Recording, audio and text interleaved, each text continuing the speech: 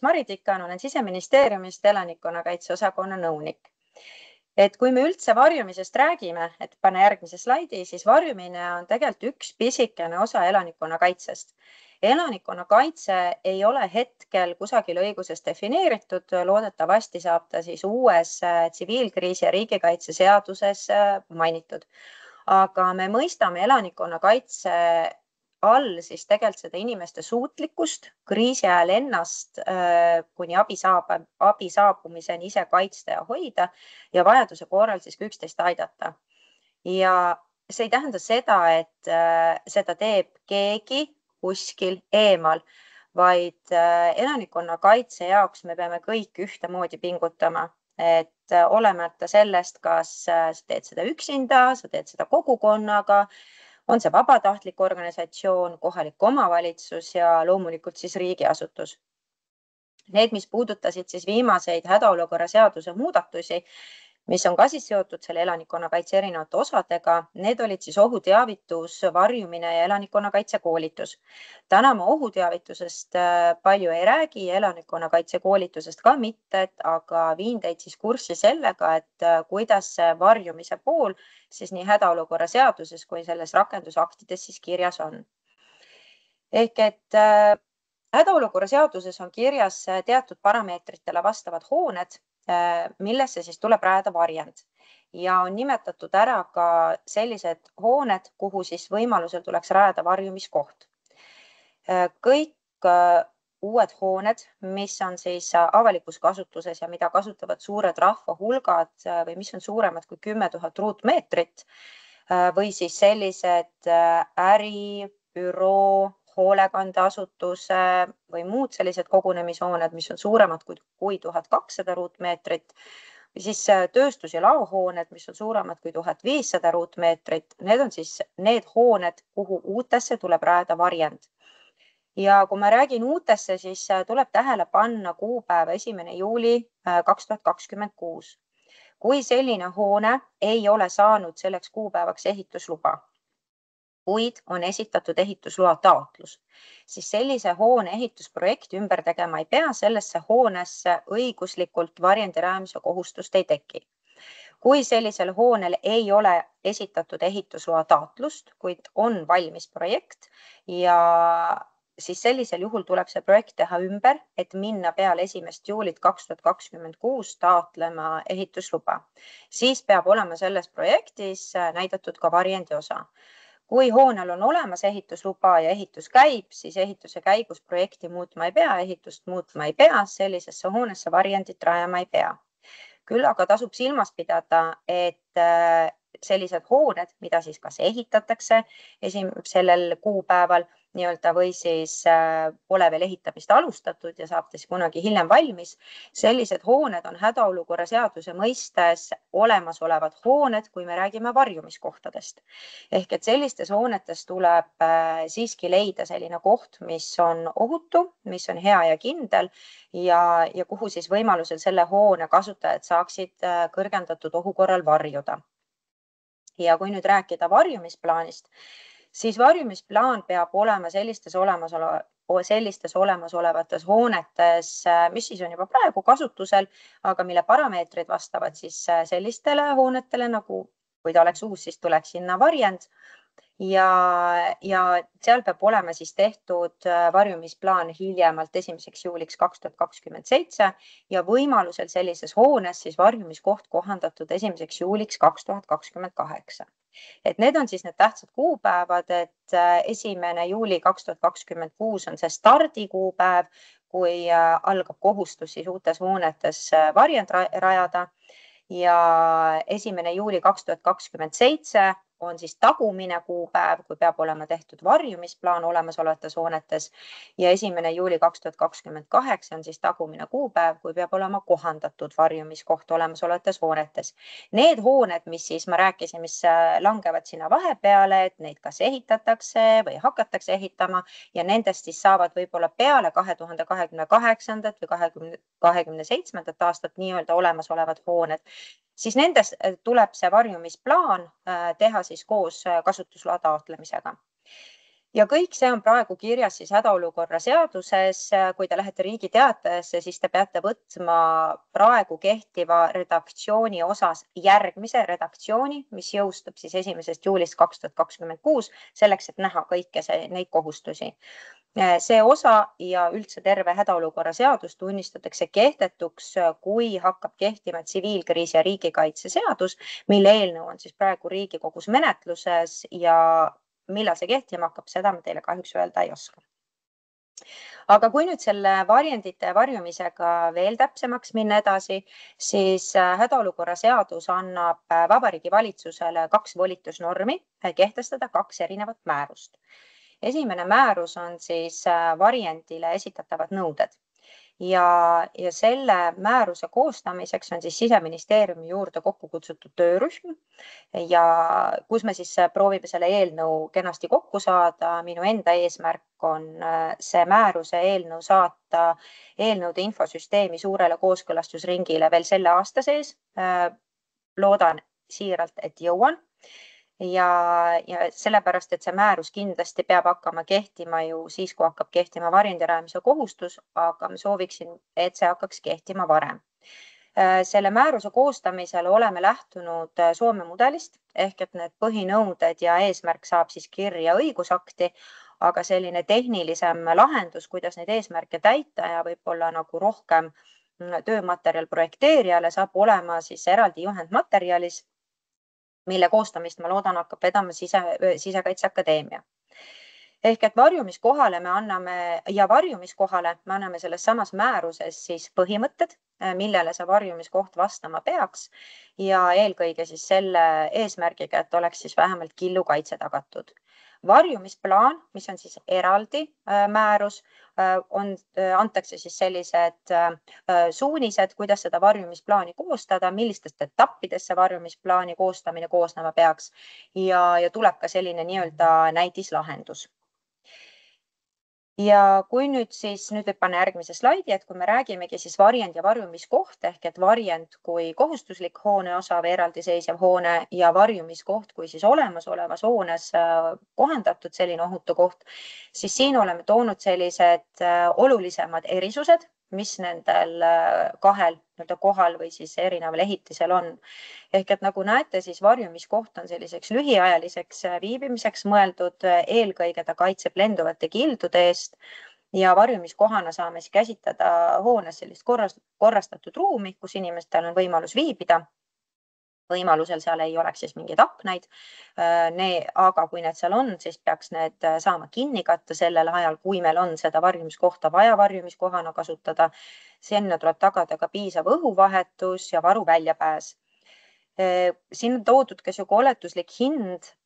Praegu võin öelda, et Päästeamet ja Siseministeeriumi Riigi Tugiteenuste Keskus on töötamas välja toetuse andmise tingimusi, et jaanuarikuus avada siis toetusmeede korteriühistutele, mis on suuremad kui 1200 ruutmeetrit, et aidata neil just seda varjumiskohta kohandada.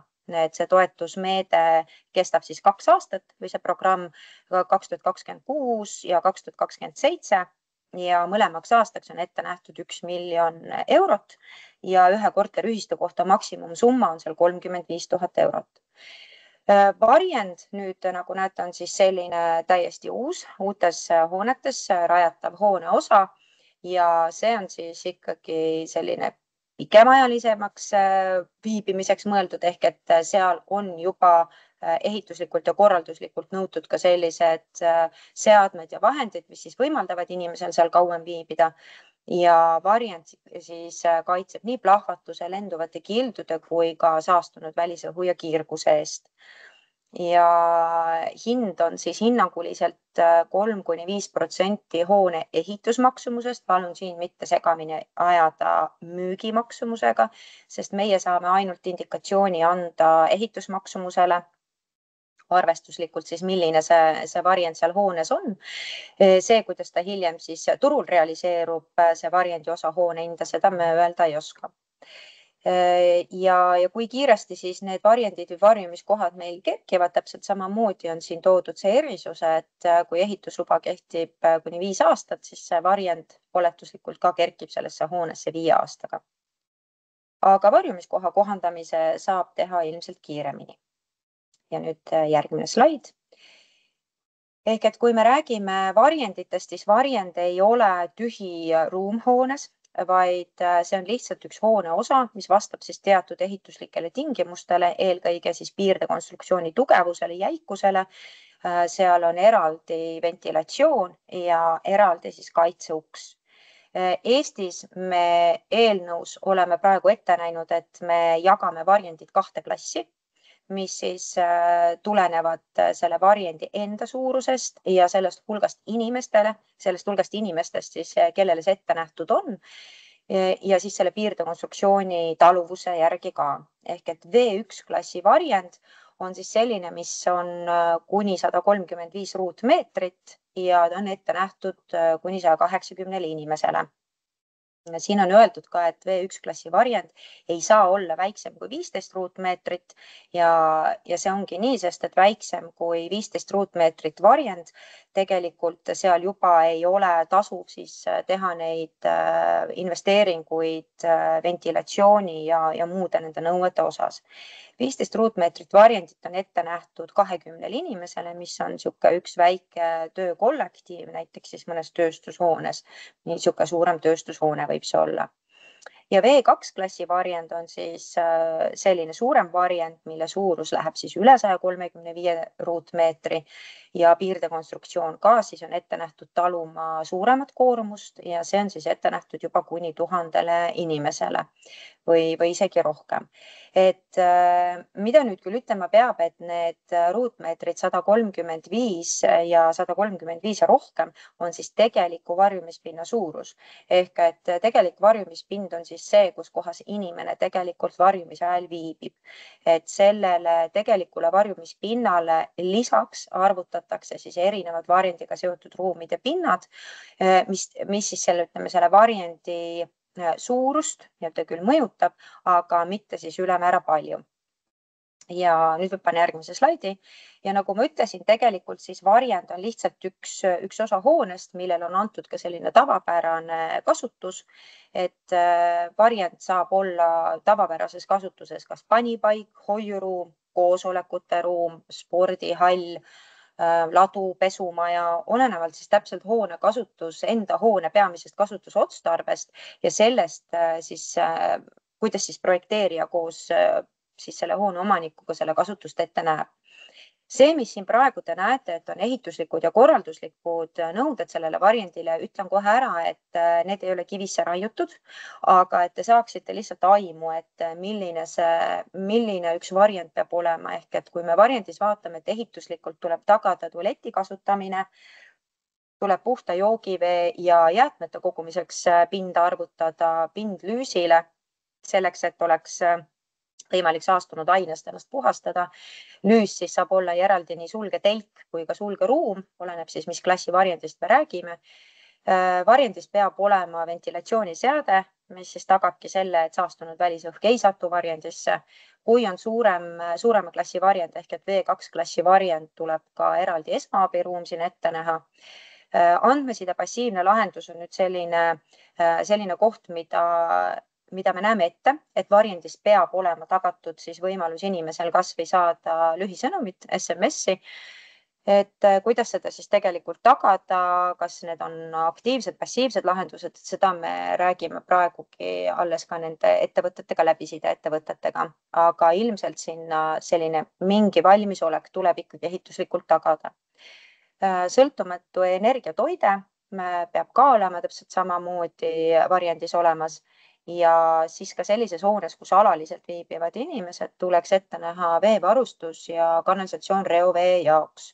Ja miks siin on öeldud hoones, kus alaliselt viibivad inimesed, nagu ütlesin, et varjend ei ole üks tühi ruum lihtsalt kuskil hoone all, siis varjend võib olla tegelikult täiesti ka eraldiseisev, ütleme abihoone, millel ongi täies mahus antud varjendi ta vastab nagu üleni varjendi nõuetele, aga tal on mingi muu põhiotstarve, et näiteks on ta seal, ma ei tea, jalgrattaparkla või ongi ta mingisugune mingi hoiuruum ja varjend ei pea olema ka maa-alune, varjend võib olla ka täiesti maapealne, mingisuguse hoone esimene korrus näiteks ehitatakse varjendile nõuetele vastavaks.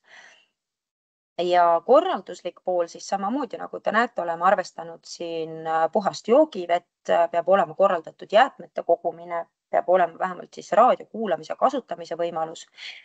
Ja varjendis peavad olema siis ka muud seadmed ja vahendid, mis siis aitavad sellel inimesel seal 72 tundi katkematult vastu pidada. Et täpselt samamoodi ütlen ka praegu ära, et see on ka kõik meil veel alles nii-öelda tööversioonis, et mis sinna täpselt tuleb ja kuidasmoodi see täpselt välja hakkab nägema, et seda ma veel teile väga täpselt öelda ei oska. Kõik, kes on käinud Soomes mõnda varjendit külastamas, siis nad teavad umbes, millest me räägime.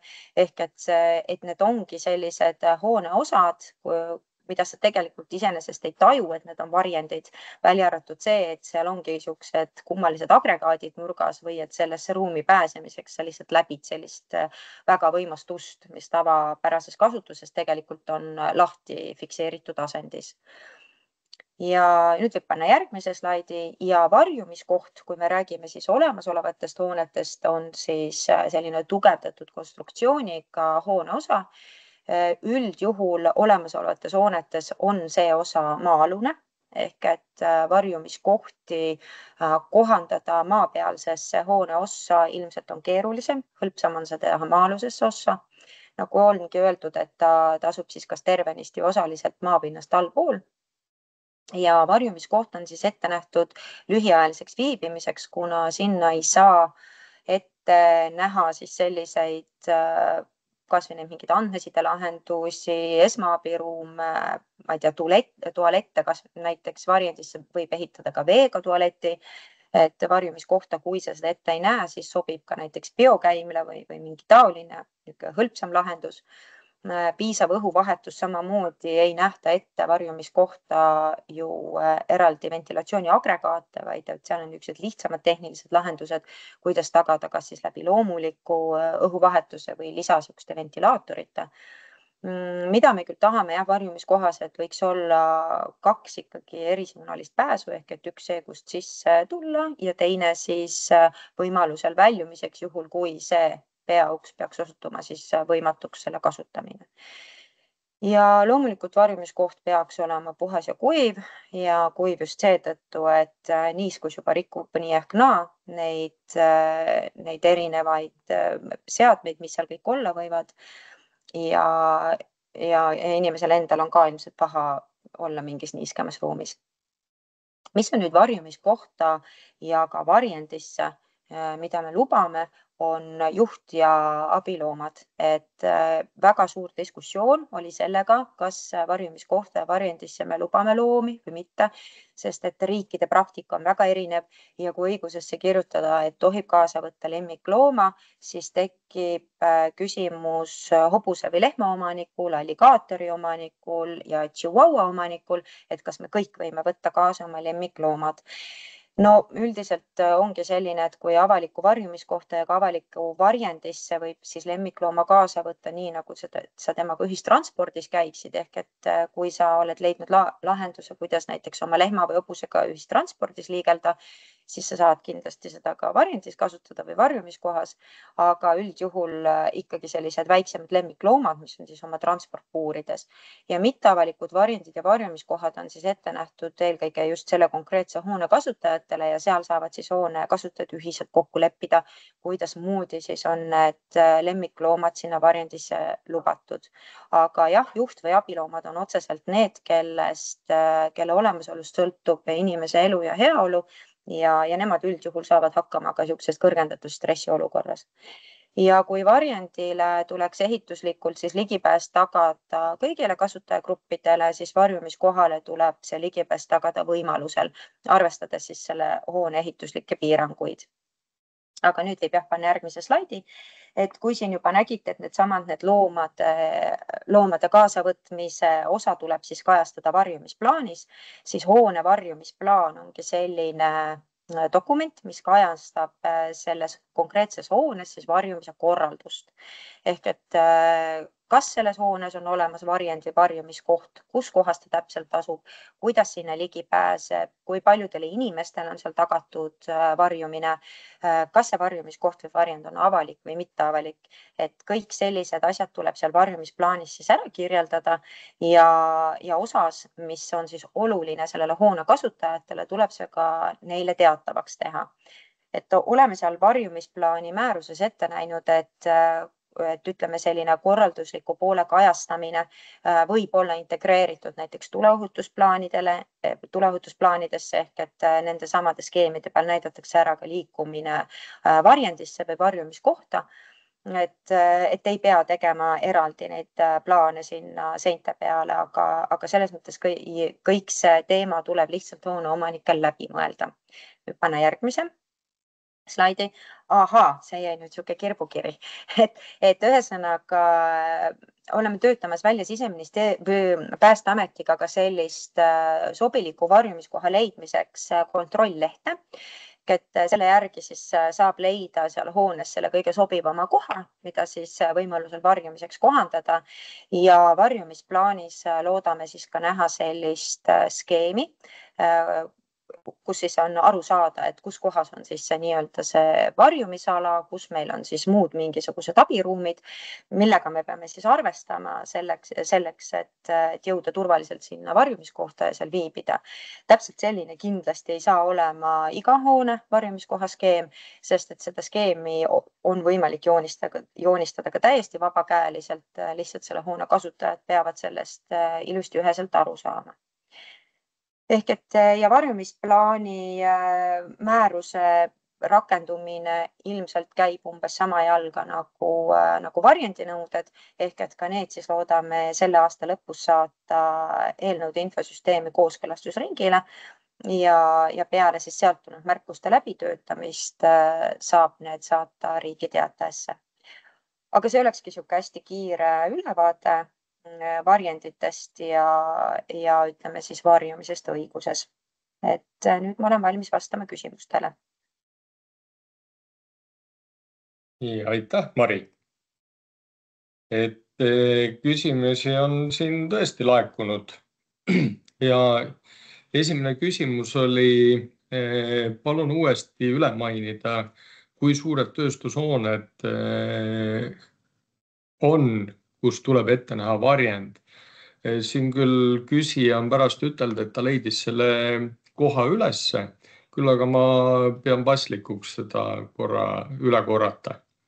Et need on siis tööstus- ja laohooned, mille suletud netopindu suurem kui 1500 ruutmeetrit.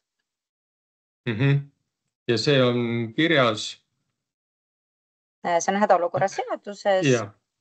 Uues siis selles, kui võtta see järgmine redaktsioon, siis paragrahv 16 äkki sekunda, et 16/2, et sealt siis saab vaadata.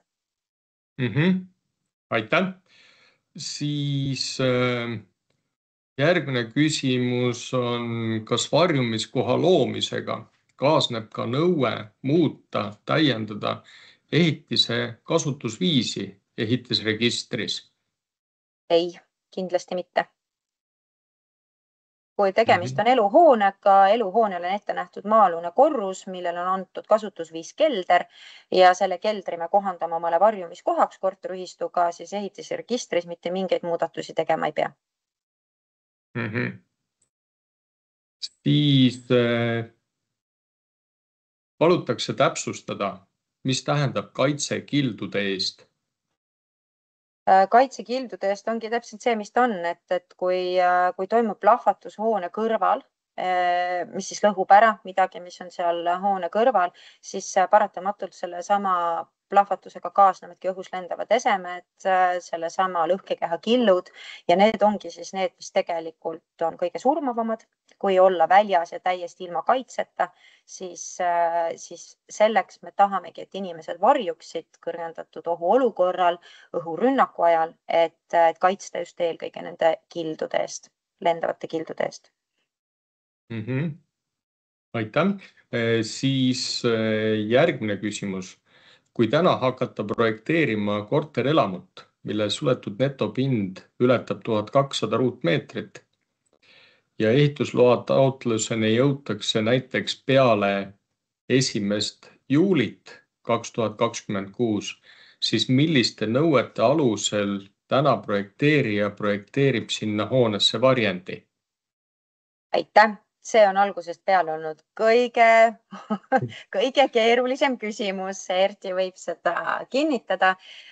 Oleme selle lahendanud selliselt, et selle varjendi nõuete määrusesse saab sisse klausel, et kui varjend on projekteeritud mõne muu sellise tunnustatud varjendi standardi järgi, siis me loeme selle varjendi nõuetele vastavaks. Ehk et kui praegu siis võtta üks maja projekteerimisse ja võtta aluseks näiteks Soome nõuded või Rootsi nõuded, minu pärast kas või Šveitsi nõuded, mis on kättesaadavad ja projekteerida nende nõuete järgi üks hoone osa siis varjendi nõuetele vastavaks, siis ei pea hakkama seda projekti ega seda osa hiljem ümber kirjutama, vaid see varjend loetakse nõuetele vastavaks. See tõesti on päris keeruline koht praegusel hetkel, et kinnitan tõesti seda. Siis järgmine küsimus. Millest lähtuda varjumiskoha suuruse arvutuse puhul kogunemishoone korral? Kas maks inimeste arvust, võib-olla üks kord aastas või püsivate töökohtade arvust? Teemaks oli varjumiskoht olemasolevas hoones, eks ju? Jah, Nii kaks inimeste arvust. Ja, nii varjendi kui varjumiskoha puhul me siis näeme ette, et selliseks inimlikuks viibimiseks varjendis või varjumiskohas peaks olema ühele inimesele vähemalt 0,75 ruutmeetrit põrandapinda. Varjendi puhul on see otse loomulikult kergem seda nõuet täita, kuigi ka varjendi puhul me ei näe ette iga hoone puhul, et tuleb arvestada maksimaalse kasutajate arvuga. Et see on seal määruse lisas, siis täpsustatakse, milliste hoonete puhul sa saad lähtuda selle hoone suurusest ja öelda, mitmele inimesele on see varjend siis selles hoones mõeldud ja on olemas hooneid, kus sa pead võtma arvesse siis maksimaalset kasutajate hulka kõrgendatud ohu korral. Nüüd, kui me räägime varjumiskohast ehk et olemasolev hoone, see on absoluutselt arusaadav, et sinna on keeruline leida varjumiskoht kõigile hoone kasutajatele, kui me veel arvestame, et seda 0,75 ruutmeetrit. Ehk et on täiesti okei ka, kui kogunemishoone puhul on varjumiskoht tagatud mingile protsendile selle hoone kasutajatest. Ehk et varjumiskoha puhul käib siis pigem natukene tagurpidi see arvutus. Kõigepealt sa otsid selle koha, sa saad teada, kui suur sul see koht on ja siis kasutades koefitsient 0,75, sa saad teada, mitu inimest sul seal saaksid olla selles varjumiskohas.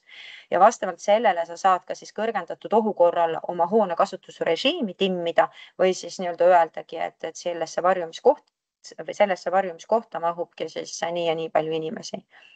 See on ma lähen hästi tehniliseks küll, aga see arvutus on meil selles varjendi nõuete määruses tegelikult sees ja läbi arvutatud.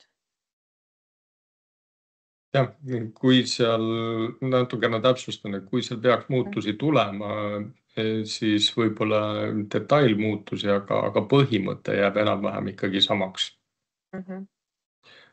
Ka järgmine küsimus puudutab neid inimeste arvusi, et varjendi nõue tuleb tööstushoonele, mille pindala on üle 1500 ruutmeetri. Kas siin ei oleks mõistlik arvestada töötajate arvuga? Ka loomalaut on tööstushoone, eks? Tööstushoonete puhul me arvestamegi töötajate arvuga ja seal on lubatud oluliselt väiksemad varjendid, kui see tuleks siis selle ruutmeetri järgi arvutatuna. Selle ütlen kohe ära, et see erisus on seal sees. Milline on kõige mõistlikum lahendus olemasolevatele äri- ja tööstushoonetele, millel puuduvad varjendid ja varjumiskohad? Milliseid samme peaksid nende hoonete omanikud ja haldajad praegu ette võtma? Oleme ette näinud ka selles varjumisplaani määruses sellise variandi, et kui hoones ei ole võimalik kohandada mitte ühtegi kohta inimestele ohutuks viibimiseks, sest meil on sellised hooned, millel ei ole maa-alust korrust ja ütleme, mille esimese korruse täisperimeeter on näiteks klaasist, maast laeni ja sihuke avatud aatriumid, siis sellisel juhul tuleb sellel hoone omalikul leida oma hoone kasutajatele lähim nii-öelda varjumisvõimalus, kas on siis naaberhoones või kusagil mujal või siis arvestada sellega, et kõrgendatud ohuolukorras tuleb muuta oma hoone kasutusrežiimi ehk et näiteks seda hoonet ei kasutatagi või siis avada oma ma ei tea, tegevus kuskil mujal alternatiivsel pinnal, kus on siis tagatud hoone kasutajate ohutus. Ja miks ma seda toonitan kõrgendatud ohuolukorras, et see tähendab seda, et varjendid ja varjumiskohad võetakse kasutusele sellel hetkel, kui meil on sõda, reaalselt sõda ja nüüd tulebki mõelda seda, et kuidas meie ühiskond toimib sellel hetkel. Osad inimesed tegelevadki me sõjategevusega, osad inimesed lahkuvad Eestist, osad inimesed lahkuvad oma alalistest elukohtadest. Ehk et me peame arvestama inimeste pideva liikumisega, ka sellega, et osad teenuseid ei pakuta, osad ärid pannaksegi kinni, et meil ei ole üle mõistuse vaja praegu sundida äride inimesi tegelema sellega, et nad peavad nui neljaks leidma oma inimestele selles samas hoones varjumiskoha, vaid pigem me palume neil läbi mõelda selle tegevuse, mis tema hoones võiks toimuda siis, kui meil on kõrgendatud ohuolukord. Jah, ja kui ei olegi võimalik hoonesse varjumiskohta kohandada, siis seda ei peagi tegema, kui seda tõesti ei saa. Aga siis tuleb mõeldagi läbi, kuidas oma hoone kasutajaid siis kaitsta. Siis varjendis peab olema tualett. Keldris selle loomine on keeruline. Kanalisatsioonitrassid omapärast sõltuvalt. Aga kui veeettevõte ei võta vastu kanalit ehk üldtrass ei tööta, mis plaan siis on? Teisisõnu ei suudeta tagada ümberpumplate või ülepumplate tööd. Et kuidas siis reaalsuses on võimalik varjendis heitjäätmete nagu kogumine? Tualeti kasutamine sellisel juhul peaks olema lahendatud näiteks biokäimlatega, mis on ka täiesti okei. Praegu ka päris paljudes majapidamistes kasutatakse ja varjendis nähakse ette ka siis nii-öelda see jäätmete kogumiseks vajalik pind.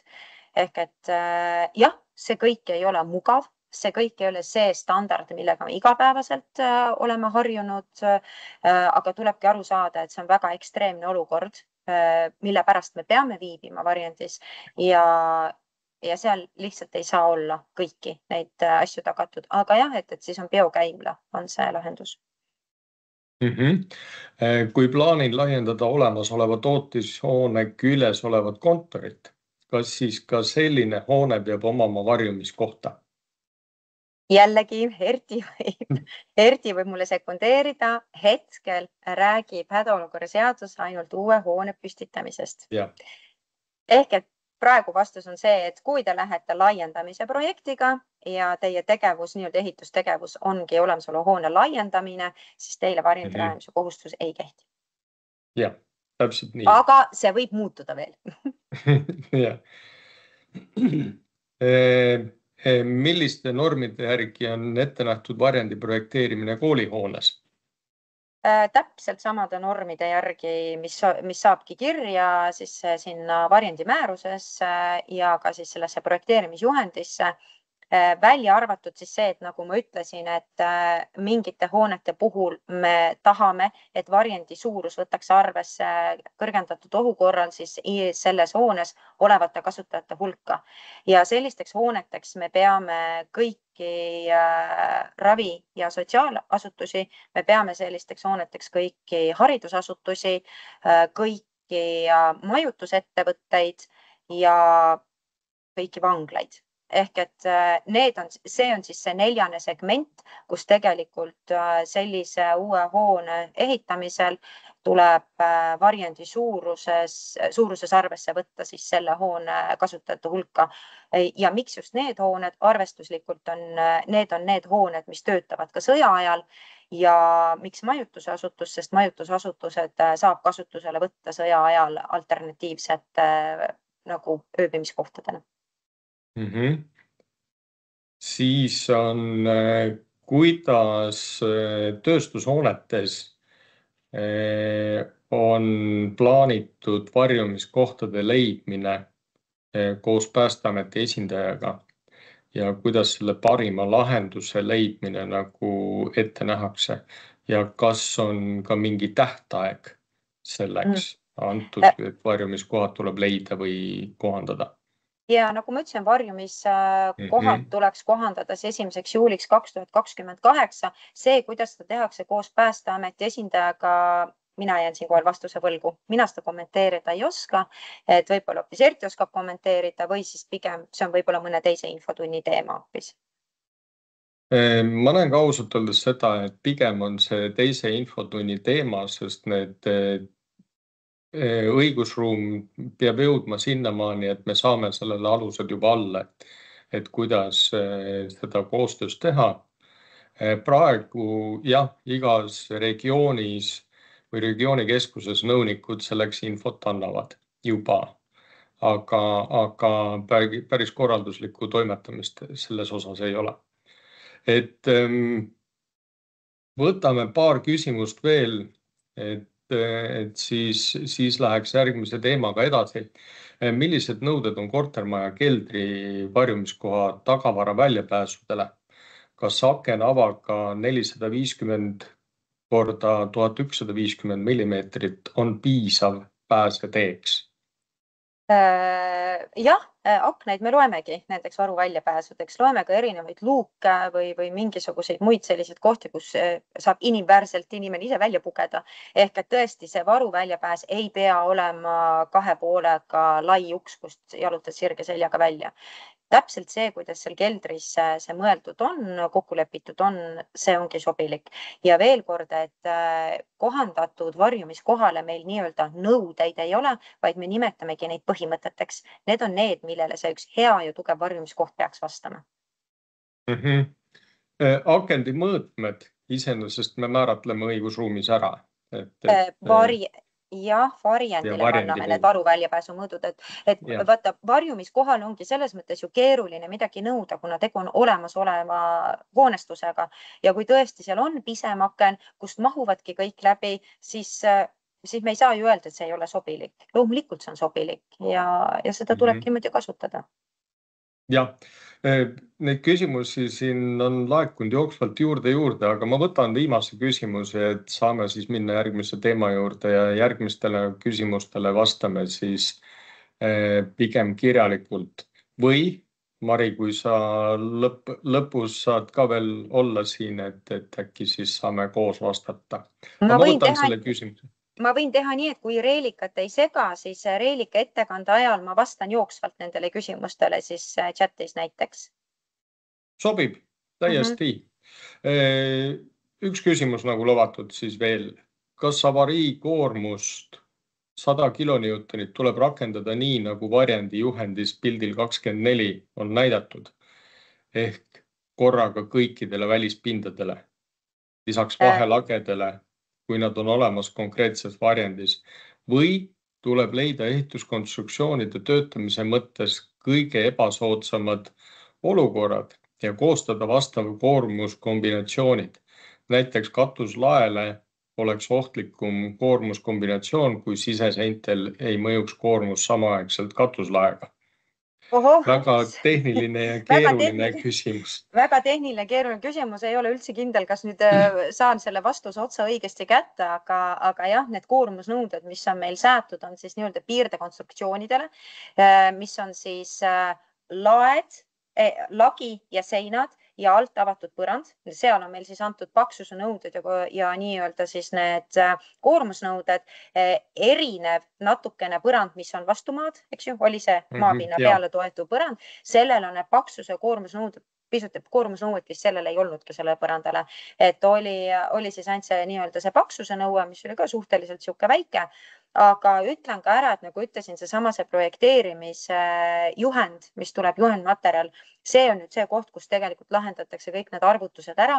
Ma nüüd ei tea, millisele juhendile viidati, see 24 lehekülg, ma ei oska öelda, mis asi see on, aga kindlasti ei pea lähtuma varjumiskoha otsimisel või ütleme, kui sa otsid oma hoones sellist kõige paremat kohta varjumiseks, siis kindlasti ei pea lähtuma varjendi nõuetest. Et selles mõttes jah, et see varjend on ikkagi täiesti uude ehitisse rajatav osa ja kuidas seal neid koormusi arvutada, siis meie töörühmas on äärmiselt tublid esindajad TTÜ-st, kes on tõsiselt head konstruktorid ja tõsiselt head arvutajad ja nemad on valmis kaasa lööma nüüd ka selles projekteerimisjuhendi koostamises. Nii et seal tulevad kõik need arvutused, need erinevad koormused, mida liidetakse, mida lahutatakse, mida seal üksteisest sõltuvuses arvutatakse, et see tuleb kõik sinna.